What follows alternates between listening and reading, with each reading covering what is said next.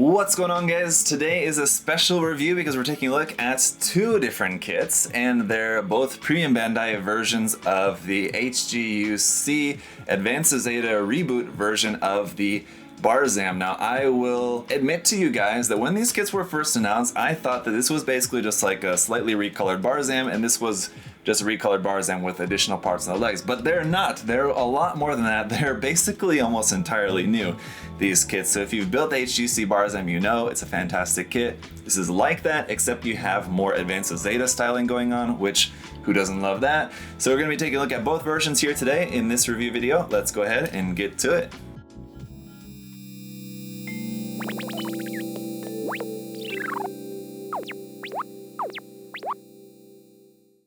So we'll start off by taking a look at the boxes and their contents. What's going to be the same? What's going to be the difference between the two releases? Obviously, the most striking difference is going to be the colors, but there is going to be some more other differences in there as well. Starting off with the AOZ Reboot version of the Barzam here, the regular version we can call it. With this being a Premium Bandai release, we just got a couple of pictures of the kit here in this monochrome dark blue color for the entire box art. On the sides of the box there you got the AOZ Reboot logo, which is pretty cool, very simple, just text there, and just again a look at the kit. Other than that, on the sides of the box we just have the name once again.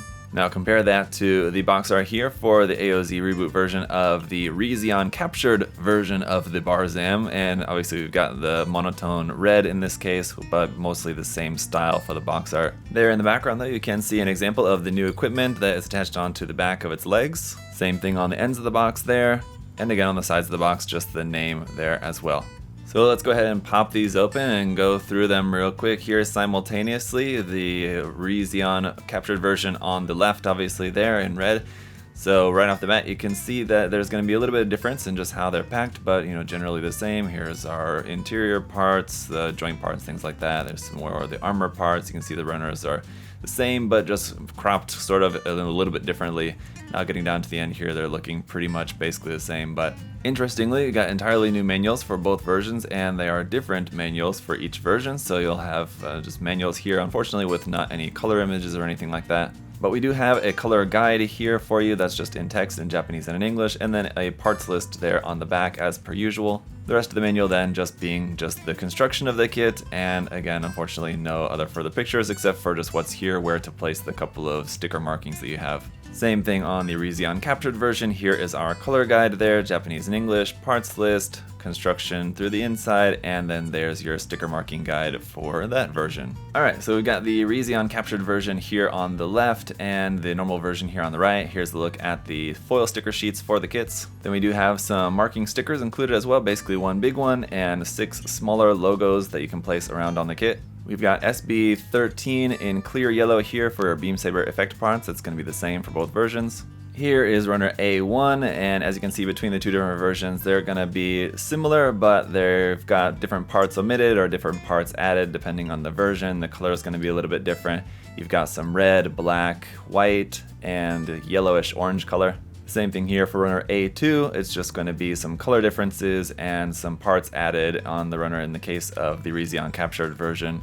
The runner markings for these, by the way, just going to be HD 1/44 scale Barzam AOZ Reboot.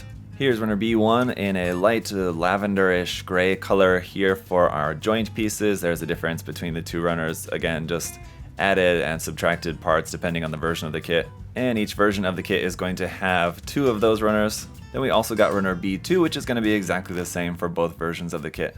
Then we got runner B3, which is going to be mostly the same, just with a couple of parts added there for the legs.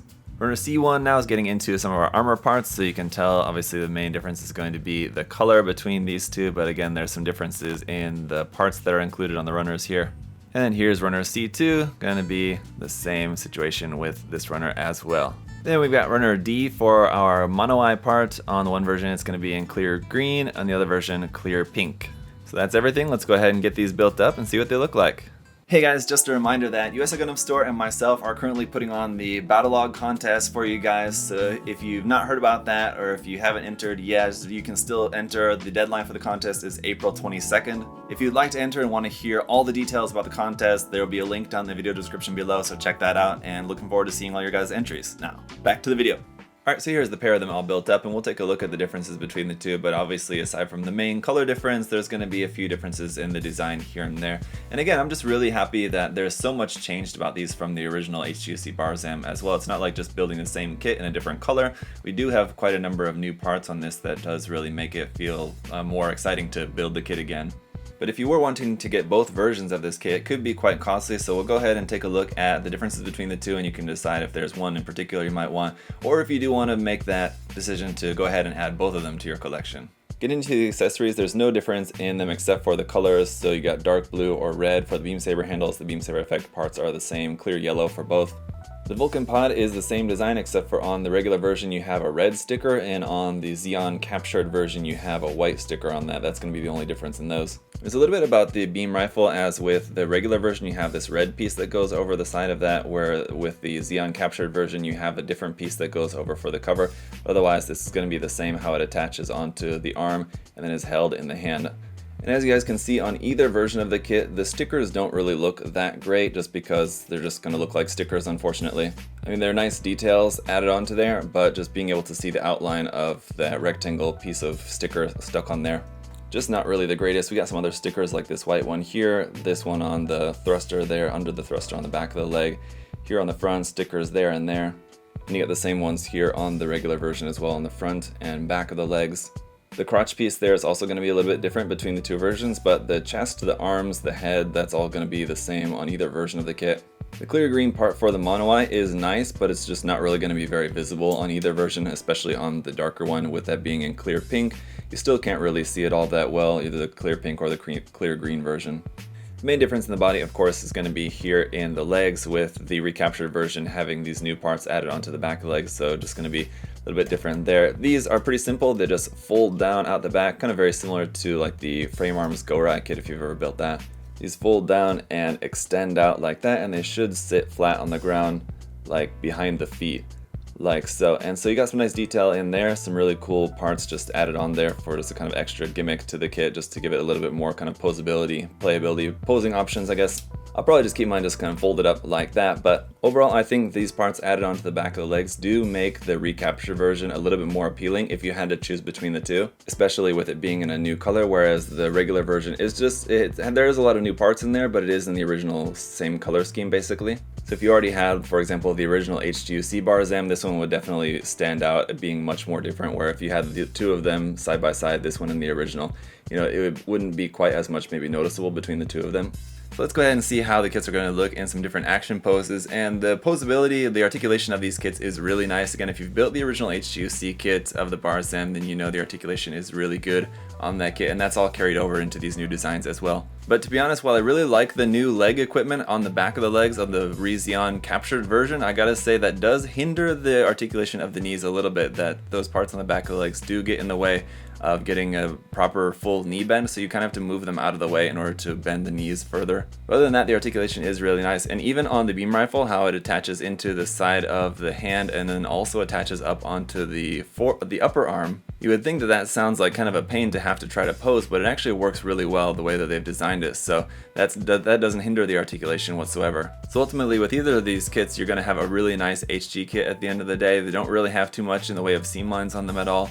Really nice color separation. They are a little bit sticker heavy, I guess, compared to some other like newer HG kits. But with them being Advance of Zeta designs, it's pretty common among AOZ designs to have a lot of little color apps around on them. That's just kind of how they're designed, and so it's pretty normal on HG AOZ kits to have a lot of stickers correcting little color apps and things like that. Either that or just have missing color apps. Even with all the stickers that are on these, they're still probably missing little color apps here and there if you were to compare them to the official artwork. But don't want to dwell on that too much because ultimately these are both fantastic kits.